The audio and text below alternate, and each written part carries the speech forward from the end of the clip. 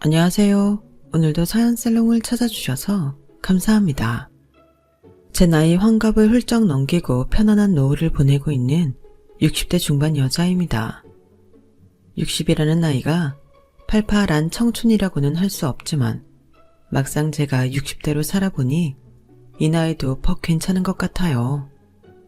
어릴 때는 너무 모르는 게 많고 30대, 40대에는 시부모 봉양하랴, 제 자식 키우랴 정신이 없었거든요. 거기에 50대가 되니 남편은 점점 아이가 되어 마누라만 찾으니 제 인생이 온전한 제 인생 같지 않았거든요. 그런데 지금은 세상 너무 좋은 절친한 친구 같은 가족도 생기고 남편도 아이들도 모두가 알아서 잘 지내고 있으니 지금이 제 인생 황금기가 아닌가 싶은 생각이 듭니다. 예전에는 60대라고 하면 다 늙어 빠진 할머니라고 생각했는데 그것도 아니더라고요. 아직은 건강한 두 다리가 있고 세상을 살아오면서 익힌 지혜도 있는 60대가 좋은 점이 많다는 걸 이 자리를 빌어서 한번 말해보고 싶어요. 그리고 그리 짧지 않았던 지난 인생을 되돌아보다 힘들었지만 가장 의미 있던 그날의 기억들이 떠올라 사연을 신청하게 되었어요. 사실 이 얘기를 시작하려면 부끄러운 제 이야기를 먼저 해야 하는데요. 저는 가난한 집에서 어린 시절을 추억 하나 없이 힘들게 보냈어요. 그래서 제 머릿속은 누구보다 돈에 대한 집착이 대단했는데요. 그때는 돈만 있으면 세상을 다 가진 듯 행복할 것 같았어요. 아픈 엄마 병원비는 물론이고 하고 싶은 거 많은 동생들까지 제가 다 책임질 수 있으니 오직 돈만이 도깨비방망이라고 생각했던 시기가 있었죠. 그리고 저 못지않게 성공해서 잘 살고 싶어 하던 남편을 만났어요. 서로 이 일 저 일 하다 4월에 한 공장에서 처음 만났는데 처음부터 말도 잘 통하고 무엇보다 가치관이 비슷하니 잘 맞았죠.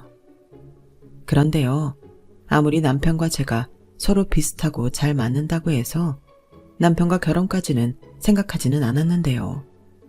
저에겐 돈을 잘 벌고 싶은 욕망도 있었지만 그 당시 제 또래의 다른 여자들처럼 저도 돈 많은 남자를 만나 시집가고 싶은 욕망도 저에겐 컸어요. 왜 옛날엔 여자 팔자 뒤웅박 팔자라고 시집 잘 가면 팔자 핀다는 말이 있었잖아요. 하지만 그건 어디까지나 제 희망사항일 뿐 제 주변엔 돈 많은 남자도 없을 뿐더러 그런 남자와 만날 시간도 없었는데요. 그래서 자연스럽게 만만한 저희 남편과 계속 가까이 지냈어요. 일하는 틈틈이 간식도 나눠 먹고 퇴근하면 시장 골목에 들러 뜨끈한 국밥과 국수도 먹으면서 지냈는데 원래 무서운 게 밥정이라고 남편과 정이 들어버렸어요. 게다가 남편은 책임감이 무척이나 강한 사람이었는데 남편이 나랑 결혼할래?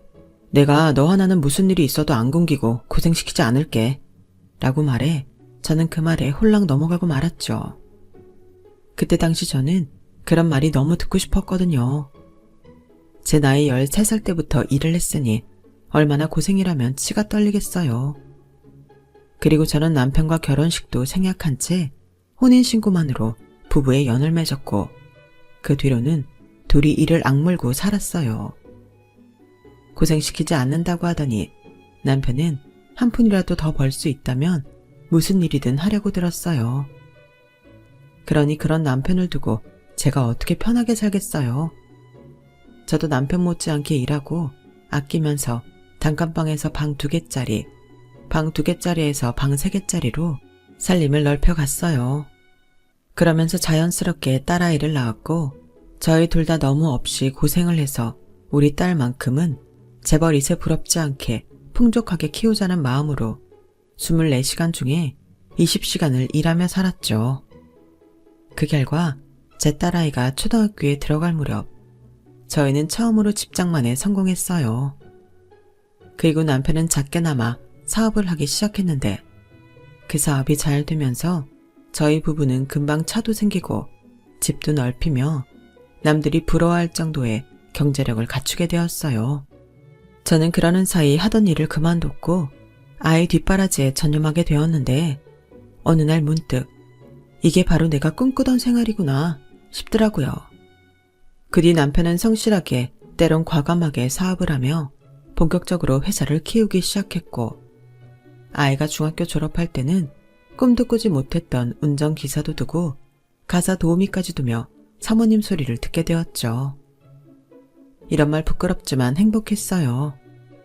제 인생에 또다시 없을 봄날이라고 생각했죠. 그리고 시댁이든 친정이든 모든 가족들에게 부러움을 사며 지냈는데요. 한 가지 저희 부부에게도 걱정거리가 있었어요. 그건 바로 저희 딸이었죠. 너무 금이야 오기야 키워서인지 어째 딸에는 돈 무서운 줄도 모르고 사람 귀한 줄도 모르며 컸거든요. 저는 인성교육에 목숨이라도 건 사람처럼 아이를 타이르고 엄하게 훈육도 했지만 아이는 제 말에 귀 기울이지 않았어요. 오히려 저와 멀어지기만 했죠.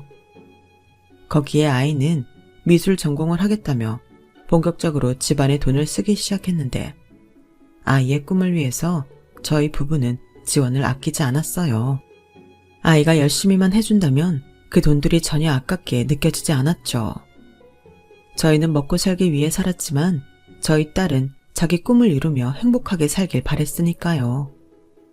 그러다 아이가 대학은 미국으로 가고 싶다고 했고 저희는 고민 끝에 여자 A고 하니 걱정스러운 마음에 함께 가려고 했는데요. 딸애는 싫다고 혼자 가겠다고 하더군요. 남편도 성인이니 스스로 부딪혀 봐야 한다고 저를 말리는데 솔직히 불안했어요. 자식이라고는 딸아이 하나였고 미국이라는 나라가 어떤지도 전혀 감이 오지 않았기에 그렇게 어린 딸을 홀로 보내면 큰 일이라도 날 것 같았는데 오히려 제가 생각한 반대였어요. 세상 문서운 줄 모르는 딸은 미국에서 하라는 공부는 하지 않고 놀이 문화에 빠져 겉멋만 들었고 하루가 무섭게 돈 타령만 하려 국제전화를 걸었는데 이렇게 있다가는 안 되겠다는 생각이 들더군요. 가뜩이나 측은지심도 모르고 돈이면 뭐든 다 된다고 생각해 불안한 딸인데 저렇게 뒀다가는 TV 뉴스에 나오는 엇나간 사람이 될 것 같아서 무서웠어요. 그래서 저는 마음을 굳게 먹기로 했죠. 그리고 바로 실행에 옮겼어요. 학비와 용돈 그리고 기숙사비 외에는 어떤 돈도 주지 않았거든요. 아이는 돈을 주지 않으면 자퇴하고 한국에도 들어오지 않겠다고 말도 안 되는 말까지도 했는데 저는 그러라고 했어요. 오히려 너처럼 부모의 고마움도 모르는 애는 필요 없다고 크게 꾸짖었어요. 물론 속마음은 딸이 정말 그럴까봐 벌벌 떨었지만 아이가 그런다고 제가 독려하면 이 다음은 더 걷잡을 수가 없다는 걸 저는 너무나도 잘 알아 마음보다는 머리가 시키는 대로 했어요. 그렇게 저도 제 뜻이 확고하다는 걸 아이한테 보여줬고 1년 정도 방황하던 딸은 고맙게도 정신을 차렸어요. 엄마, 내가 몰랐는데 지난 날을 뒤돌아보니까 내가 너무 모자란 사람이었구나 싶어. 엄마, 그동안 나 때문에 돈도 많이 쓰고 많이 속상했지? 내가 잘못했어요. 나 지난 1년 동안 느낀 게 참 많아. 이제부터는 돈 귀한 줄도 알고 엄마랑 아빠한테도 잘하는 착한 딸이 될게. 그동안 속 썩인 거 내가 다 갚을게. 엄마, 미안하고 나 포기하지 않아줘서 너무 고마워. 저 말을 듣는데 저는 얼마나 울었는지 모릅니다. 그동안 딸 때문에 마음을 끓이던 일을 모두 보상받는 기분이었어요.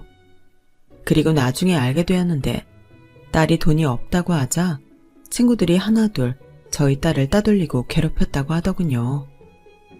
그래서 자포자기 하는 심정으로 학교에도 가지 않았는데 그러니 기숙사에도 쫓겨났겠죠. 결국 돈이 필요한 딸은 미국에서 일을 할 수밖에 없었고 일이라고는 생전 해본 적도 없는 딸이 차장 마음에 들었을 리 만무했고 거기에 아시아인이라고 인종차별도 엄청 당했다고 했는데 그때 도움을 준 친구가 있었다고 했어요. 그 아이는 저희 딸과 같은 한국 남자였는데 저희 애처럼 대학생은 아니었고 돈을 벌기 위해 미국으로 건너왔죠. 그리고 대견하게도 아버지를 일찍 여의고 홀로 고생하는 엄마를 위해 큰 돈을 벌고 싶어 엄청 노력하며 살았다고 했는데 같은 한국 사람에게 사기를 당하는 등 고생이 이만저만이 아니었나 보더군요. 그러면서 한국에 계신 어머니가 걱정하실까?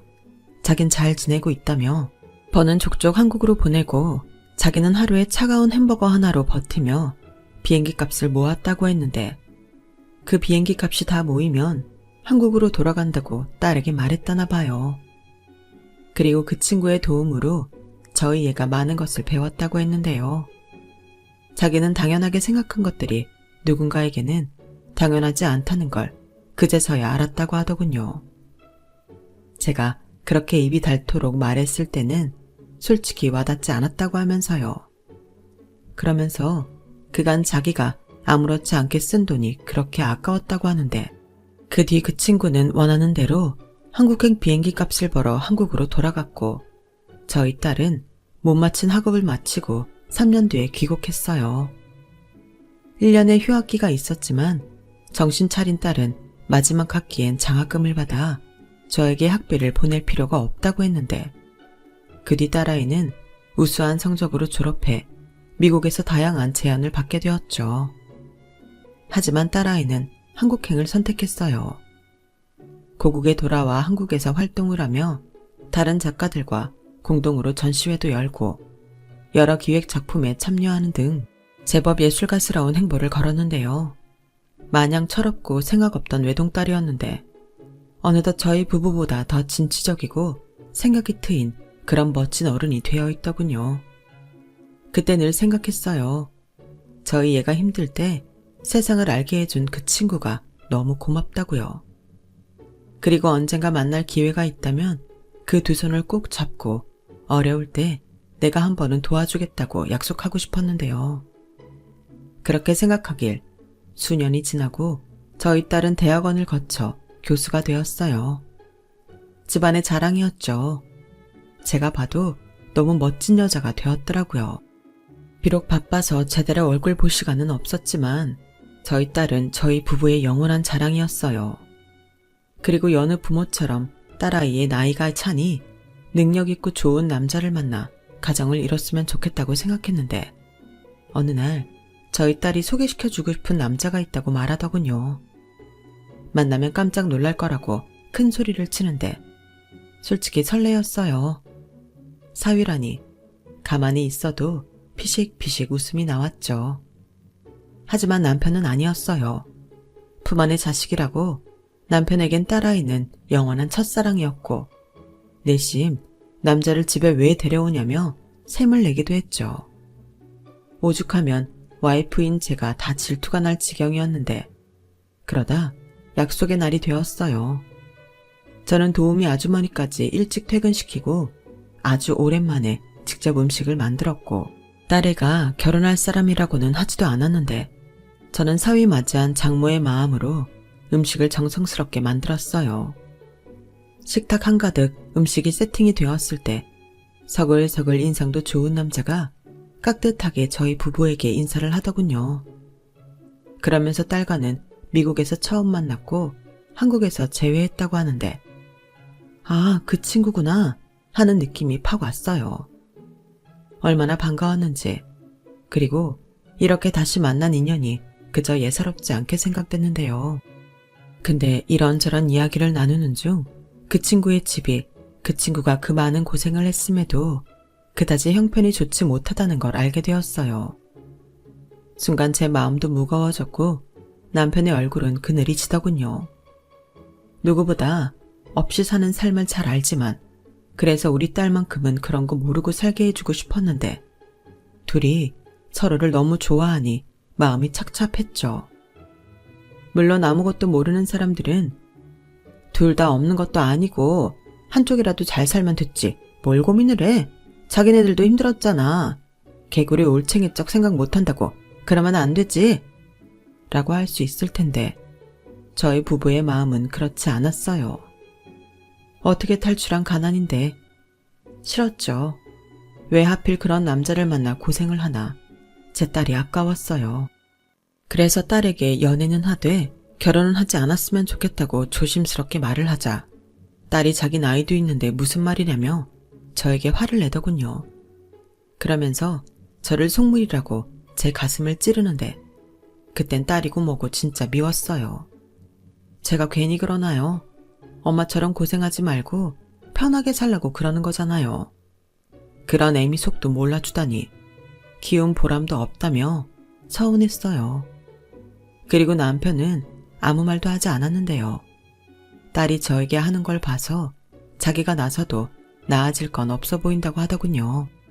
그러다 무슨 일인지 상대집에서 저희 부부를 초대했고 부른 장소는 다른 곳이 아닌 그 친구 어머님이 하는 국수집이었는데 시장 가장 끝자리에 위치한 허름한 곳이었어요.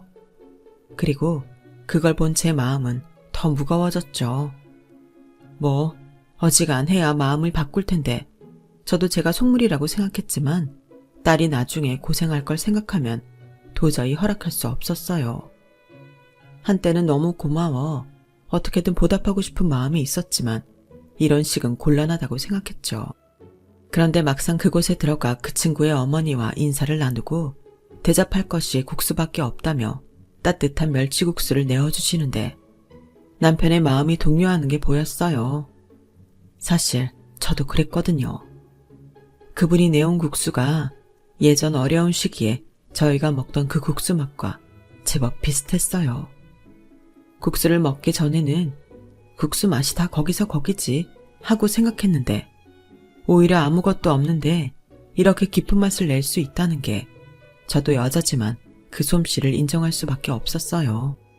그리고 당시 나이가 채 10살이 되지 않았을 때 남편을 잃어 그 뒤로는 죽을 만큼 고생을 하며 겨우 이 작은 가게를 마련해 국수를 팔았다는 이야기를 듣는데 솔직히 남일 같지는 않더군요. 여자 혼자 몸으로 남편도 없이 얼마나 막막하고 고되었을까. 너무 공감이 갔어요. 하지만 제 마음이 그렇다고 해서 그런 마음으로 딸애를 보내기는 싫었는데요. 그건 아마도 제 뼛속 깊이 새겨진 가난의 기억 때문이었어요.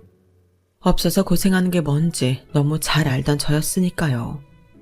그런데 그런 제 마음을 눈치라도 챘던 걸까요? 그 친구의 어머님이 차분하게 말씀을 하기 시작하셨어요. 음식이 입에 맞으셨는지 모르겠어요. 더 좋은 걸 대접할까도 고민했는데 제가 어떤 음식을 만들어 제 아들을 키웠는지 알려드리고 싶은 마음에 국수를 대접했네요.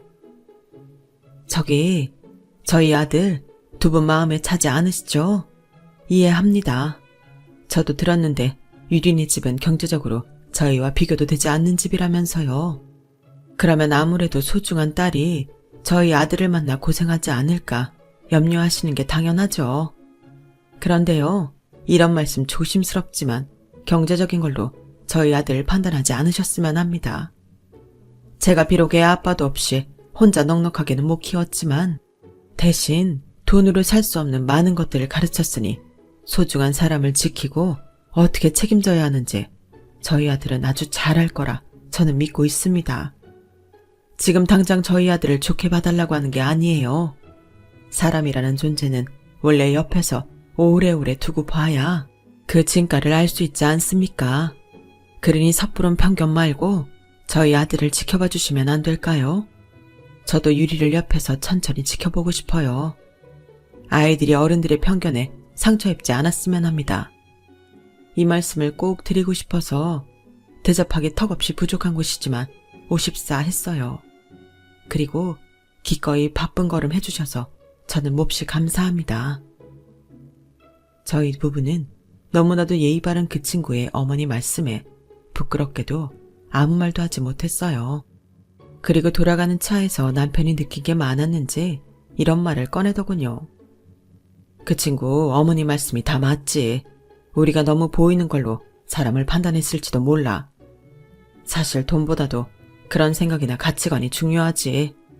난 오늘 내 스스로가 좀 부끄러웠어. 여보. 됐어, 말하지 마. 누군 그게 더 중요하다는 걸 모르나? 근데 엄마, 나 시원이 사랑해. 진짜 많이 사랑해. 그리고 믿어. 시완이랑 결혼하면 무조건 행복할 거야. 엄마는 돈 많은 사람이 나를 행복하게 해줄 거라는 확신이 있어? 돈이 무조건 행복하게 해주는 건 아니잖아. 난 엄마 아빠 덕에 돈 걱정은 하지 않았지만 그게 그렇게 행복하진 않던데. 주변에서 이용하려는 사람들만 꼬이고. 저는 딸의 말에 할 말을 잃었어요. 그렇죠. 돈이 많다고 해서 무조건 행복하진 않죠. 저는 돈이 있으면 그래도 고생은 하지 않을 거라고 생각했는데 남편과 딸의 말에 머리통을 한 대 세게 얻어맞은 기분이 들었어요. 그래서 저도 마음을 바꾸게 되었고 무엇보다 그런 기품 있는 안싸돈이 키운 사위라면 제 딸을 맺어줘도 괜찮을 거라는 확신이 생겼어요. 그리고 예비사돈의 말처럼 옆에서 사위를 지켜보니 보면 볼수록 사람이 성실하고 선하다는 걸 알 수 있었죠. 그 다음엔 딸만큼이나 저 역시 사위를 빨리 진짜 가족으로 맞이하고 싶었어요. 하지만 사위는 부모님의 도움을 받지 않고 작게라도 자신들 힘으로 시작하고 싶다며 조금만 더 기다려달라고 했고 남편은 그런 사위와 딸을 대견하게 바라봤죠. 그렇게 간절히 바래 얻은 제 사위는 결혼 후에도 저를 실망시킨 적이 없었어요. 비록 벌이는 제 딸보다 부족한 작은 회사에 다녔지만 퇴근 후에는 하루도 빠짐없이 사돈의 가게에 가서 뒷정리를 돕는 착한 아들이었죠. 그리고 아들이 없는 저희 부부에게도 그 든든함은 이루 말할 수 없었는데요. 제 딸이 왜 그토록 사위만 보고 있었는지 알겠더군요. 그런데 그렇게 아이들이 결혼하고 1년이 넘었을 때 뜻밖의 소식이 들려왔어요. 제 딸이 사돈의 생일 선물로 건강검진을 예약했는데 검사 결과 유방암 3기라는 진단을 받게 된 거였죠. 평상시에도 통증은 있었는데 워낙 여기저기 아픈 곳이 많아 그냥 넘기신 게 병을 키운 모양이었어요. 저는 딸의 말에 아는 지인을 총동원해 수술 잘하는 병원을 수소문했고 바로 수술 받을 수 있게 손을 썼고 사돈은 그렇게까지 큰 병이 아니라며 저에게 괜찮다고 하셨는데 딸에게 들으니 사돈에겐 다른 걱정이 있더군요. 엄마, 있잖아. 우리 시어머니 곧 수술하셔야 하는데 들어놓은 보험이 없으시더나 봐. 그래서 입원하시라고 했을 때도 괜찮다고 하신 것 같은데 그깟 보험 얼마나 한다고. 어머니도 참. 그런 말 함부로 하는 거 아니야. 한 푼이 아쉬운데 보험비 당연히 아깝지. 엄마라도 먹고 사는 게 힘들면 당장 보험부터 깬다. 그나저나 시어머님이 몸도 아프신데 마음고생도 많으셨겠네. 가서 전해드려. 병원비 걱정하지 마시라고. 근데 걱정이 하나 더 있어. 담당 의사 선생님이 수술하고 입원하셨다가 항암 진행할 수도 있다고 하셨는데 우리 어머니는 수술하면 바로 퇴원하시겠대. 가게 오래 닫아두면 안 된다고. 뭐? 그 몸으로 어떻게 가게 일까지 하시려고. 내 말이. 그래서 시완이가 회사 그만두고 자기가 가게를 맡겠다고 하는데 진짜 그건 아니잖아. 엄마, 나 이럴 땐 어떡해? 시완이는 이미 마음을 정했어. 자기가 가게를 맡는다고 해야 어머니가 퇴원하신다는 말 안 하신다고. 저런, 그 문제는 좀 더 생각을 해보자. 김서방 시간 날 때 우리 집으로 오라고 해. 아빠랑도 같이 상의하자고. 알겠어, 엄마. 무조건 안 된다고 해. 알았지? 딸애는 사위가 회사를 간두고 사돈의 가게를 맡는 걸 극도로 꺼려했어요. 아무래도 지 남편이 다 쓰러져가는 식당을 물려받으려 하니 불안했겠죠. 그리고 그 마음은 저도 마찬가지였는데요. 제 남편은 우리와 생각이 다르더군요. 그래, 어머니 식당을 물려받고 싶다고? 네, 아버님. 저희 엄마한테는 저 다음으로 중요한 게 그 식당이에요.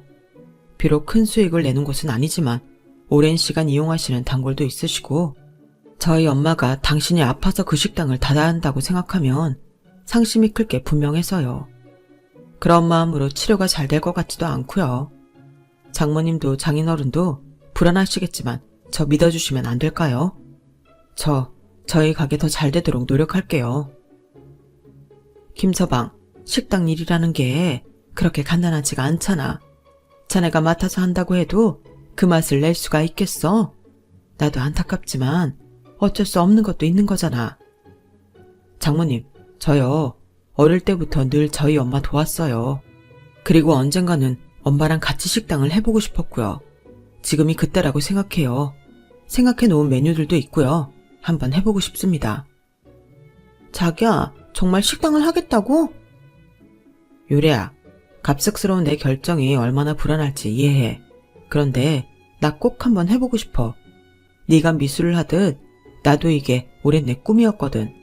나 너 절대로 굶기지 않아. 그러니까 한 번만 믿어줘.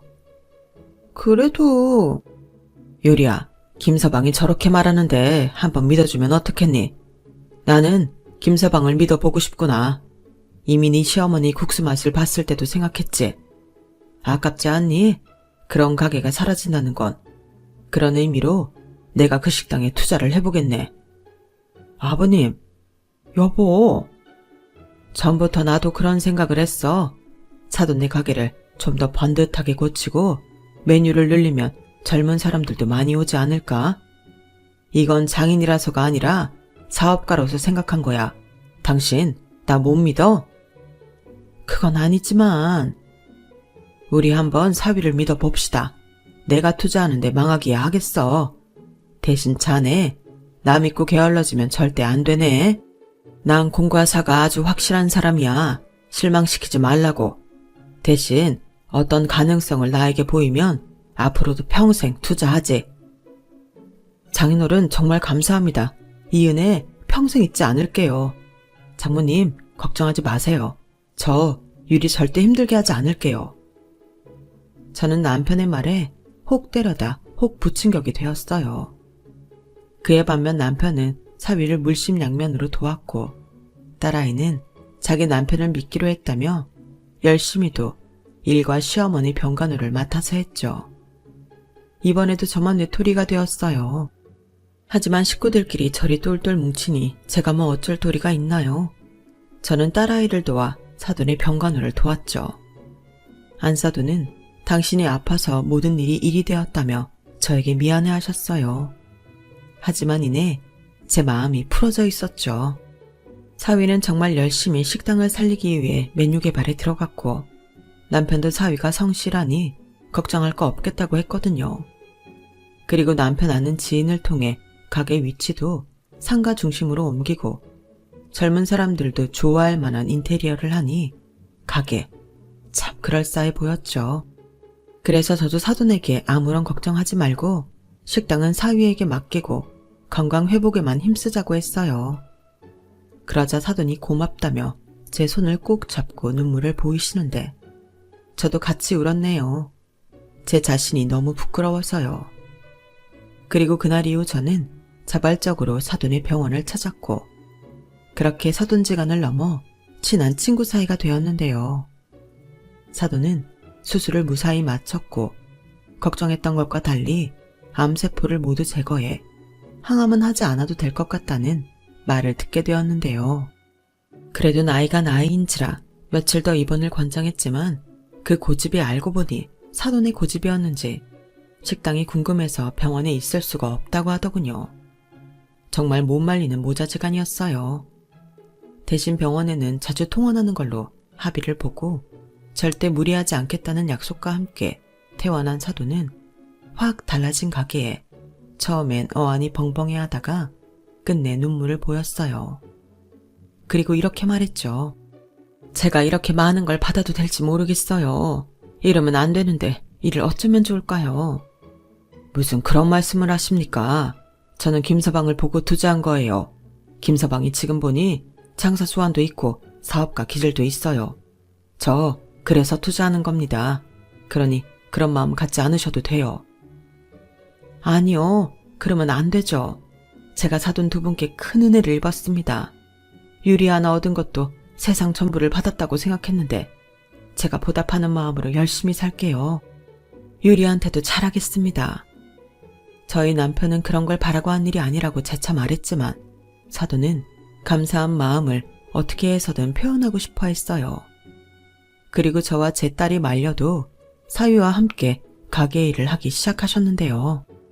그렇게 쉬라고 해도 말을 듣지 않으니 어쩌나요? 저도 함께 가서 일을 도왔죠.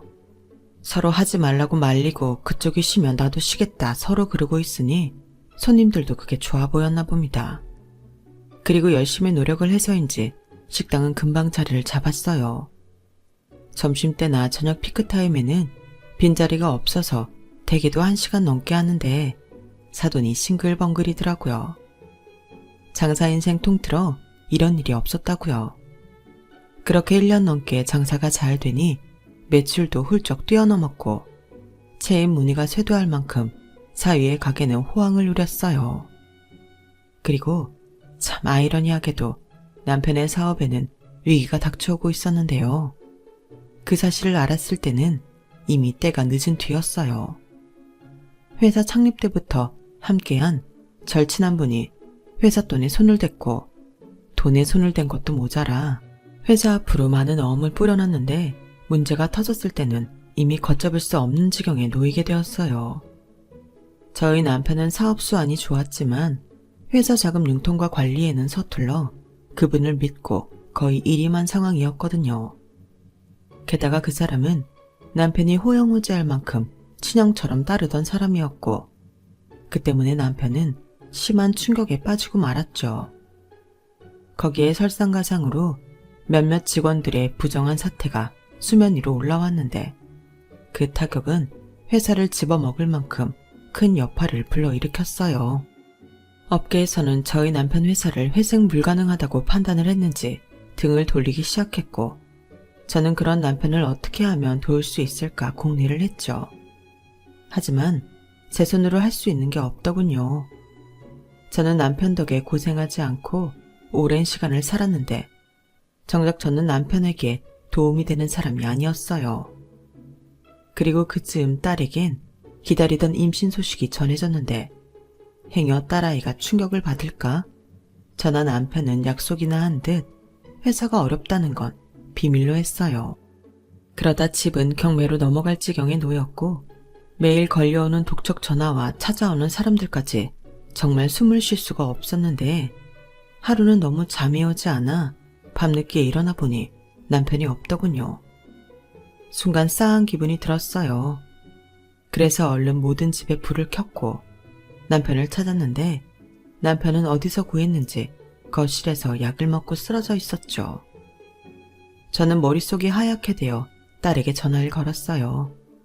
지금 생각하면 119나 112에 전화를 했어야 했는데 그때는 딸의 밖에는 생각이 안 났죠. 그리고 사위가 어머니 제가 지금 갈게요. 어머님은 빨리 119에 전화하세요. 빨리요. 라고 했고 저는 부들부들 떨리는 손으로 119에 신고를 했어요. 그리고 집에서 가장 가까운 병원 응급실에 도착했고 저는 다리에 힘이 풀려 주저앉았는데 그때 사위가 달려와 저를 부축해줬어요. 그 뒤로 저는 아무것도 생각나는 게 없어요. 잠시 정신을 잃었던 것 같은데 눈을 뜨니 저는 병실에 누워있고 사돈과 딸이가 제 옆을 지키고 있더라고요. 딸은 얼마나 울었는지 눈이 팅팅 부어 있었는데요. 저는 딸에게 미안하다고 했어요. 엄마, 미안하긴 뭐가 미안해? 그렇게 힘들었으면 자식인 나한테 말을 했어야지. 너 임신했잖아. 그런 너한테 어떻게 말을 하니? 미안해. 진짜 너무해. 나는 그것도 모르고. 유리야, 그만해. 엄마 힘드셔. 엄마는 너 생각해서 그러신 거야. 너도 잘 알면서. 그러지 말고 아버지한테 다녀와. 가는 김에 시원이랑도 같이 있고 여긴 내가 있으마. 네 어머니 감사합니다. 감사하긴 가족끼리. 저는 사돈에게 진심으로 고마웠어요. 그리고 이런 모습 보여 민망하다고 어렵사리 미소를 지었는데요. 사돈이 그저 제 손을 꼭 잡아주더군요. 그러면서 얼마나 힘드셨어요? 많이 놀라셨죠? 라고 하는데 대답도 전에 눈물이 터져서 아무 말도 하지 못했어요. 그리고 두 손에 얼굴을 묻고 한참을 울었는데 사돈께서는 그저 제 등만 쓸어주더군요. 그 손길이 참 따뜻했어요. 그 뒤로는 자기도 받은 만큼 갚는 거라며 저를 도와 남편의 간호를 함께 했는데요. 제가 괜찮다고 아무리 말려도 그 고집은 꺾을 수가 없었어요. 그리고 딸에는 조상기가 있어 병원에 오지 못하게 했는데 그날도 남편의 병실로 온 사돈의 손에는 정체를 알 수 없는 검은 봉투가 들려 있었어요. 사돈, 그게 뭔가요? 먹는 거예요? 이거요? 이게 제가 두 분한테 드리려고 가지고 온 거예요. 이게 뭐냐면요. 저는 사돈이 봉투 안에 물건을 꺼내기 전까지 그저 그게 시장에서 사온 군것질거리 정도로 생각했어요. 그런데 사돈이 봉투에서 꺼낸 건 돈뭉치였고 저와 남편은 놀라서 벌어진 입을 다물 수 없었죠. 사돈, 웬 돈을? 사실 따지고 보면 제 돈도 아니죠. 제가 힘들 때 받은 도움을 이젠 제가 돌려드리는 거예요. 덕분에 저희 식당이 체인도 생기고 매출이 잘 나오게 되었잖아요. 아들이랑 상의해서 그 가게 다른 큰 회사에 매각하기로 했습니다. 사돈, 함께 살아야죠. 저희만 잘 살면 그게 무슨 행복인가요? 아들에도 기꺼이 그러자고 했어요.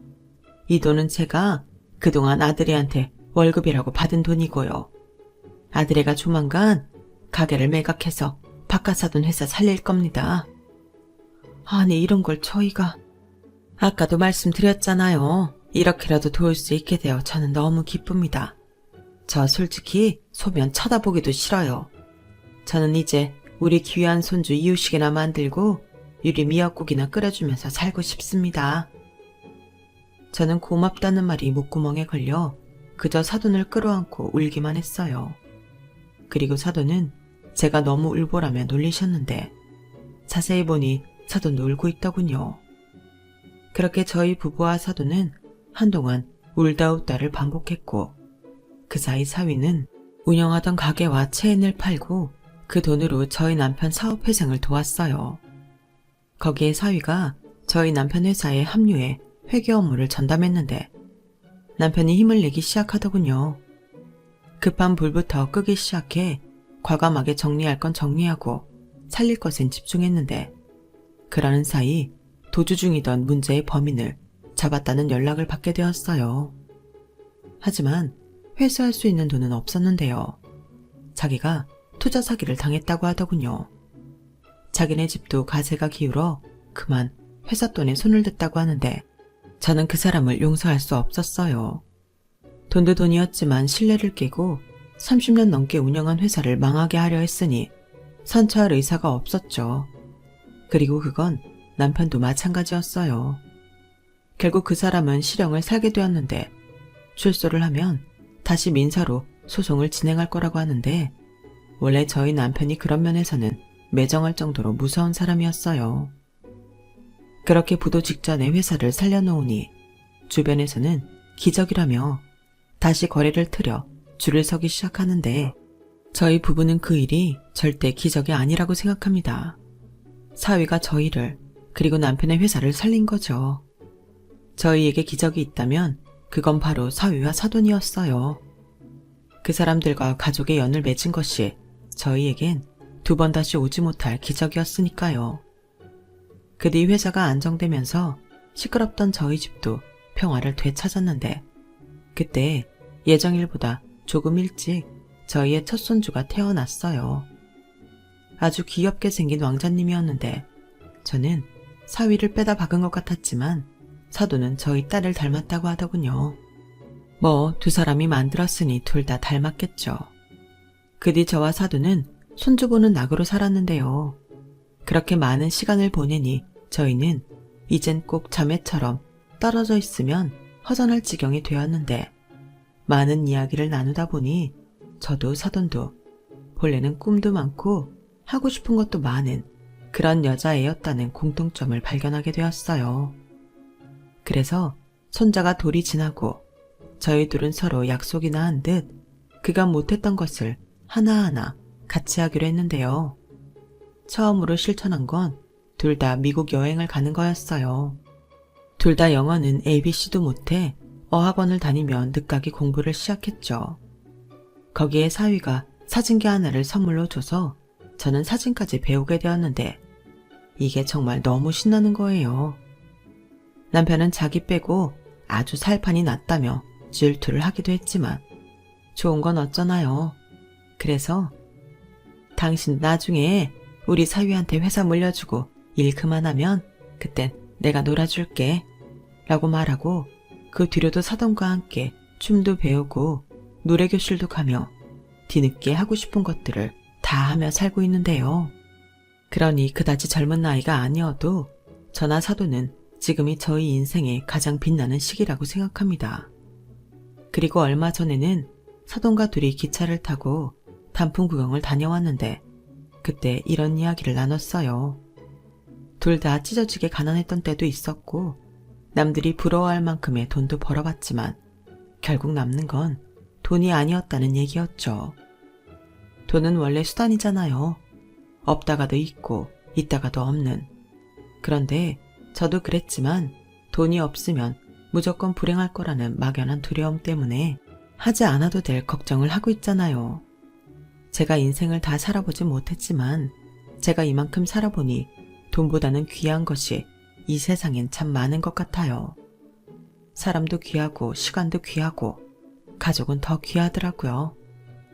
그래서 저는 앞으로도 돈보다 귀한 것에 집중하며 지금처럼만 살 수 있길 늘 소원합니다. 주변을 돌아보면 돈으로 살 수 없는 소중한 가족들이 있잖아요. 그 사람들과 지금 현재를 선물처럼 그렇게 소중하게 보내고 싶었어요. 여러분들도 돈보다 귀한 그런 소중한 존재들이 있으시겠죠? 저는 한때 그것을 알아보지 못하고 지금의 행복을 놓칠 뻔했지만 여러분들은 그런 실수를 하지 않길 몹시 바랍니다. 돈이 아무리 많아도 주변에 아무도 없다면 그것만큼 외로운 인생은 없거든요. 그러니 지금 옆에 있는 사람들과 소소하지만 감사한 일상의 행복을 마음껏 누리세요. 지금의 이 시간은 먼 훗날 몹시 그리워할 추억이 될 테니까요.